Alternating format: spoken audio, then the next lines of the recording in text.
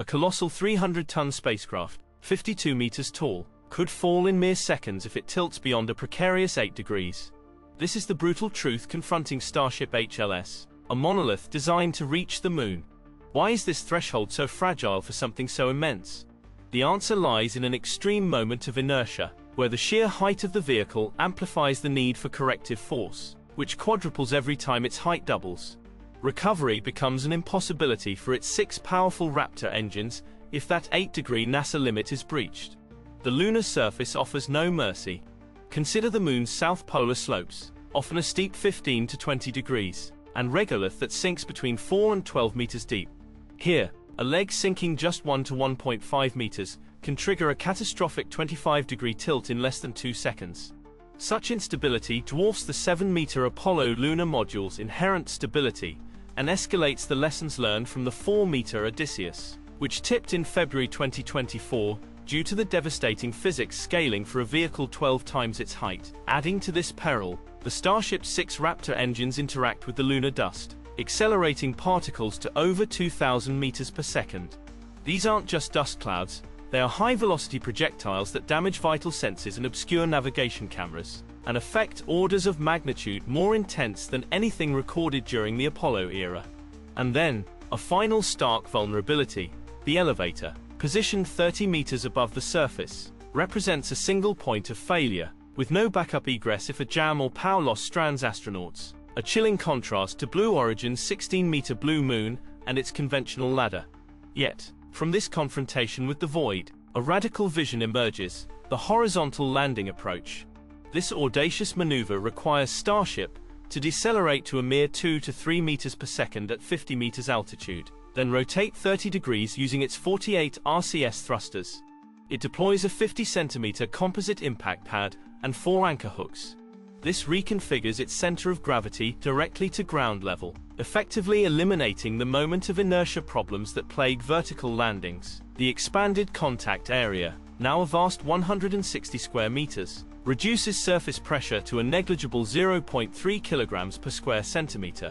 This method also offers a 3-meter folding ramp for astronaut egress, removing the perilous single point of failure inherent in the elevator. Furthermore, 2.5-ton rovers can exit through side doors, instantly transforming the 1,100 cubic meter interior into an immediate, radiation-shielded habitat. However, such innovation demands its own tribute, imposing severe lateral bending loads on a structure primarily designed for vertical axial forces, potentially adding 8 to 12 tons for reinforcement, and rendering immediate relaunch impossible without a currently non-existent vertical raising mechanism. This grand engineering challenge is mirrored in Starship's relentless, iterative evolution. The trial-by-fire era, from 2018 to early 2023, with prototypes like Starhopper and SN1 through SN15, forged a path.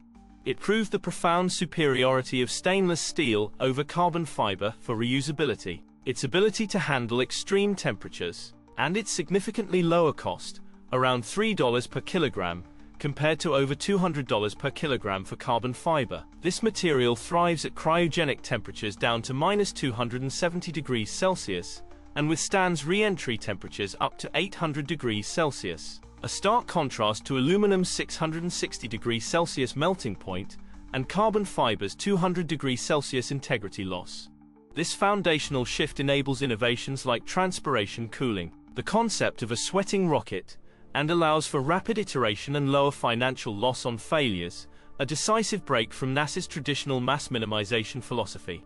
From Block 1's 15 to 20-ton payload in 2023, to Block 2's 35 tons by January 2025, with its increased height of 123 to 125 meters and 25% more propellant, to V3's target of over 100 tons to low Earth orbit, reducing Mars journey refueling flights to just 8 to 16, and V4's staggering 200 to 250 tons. The generations relentlessly push against the known.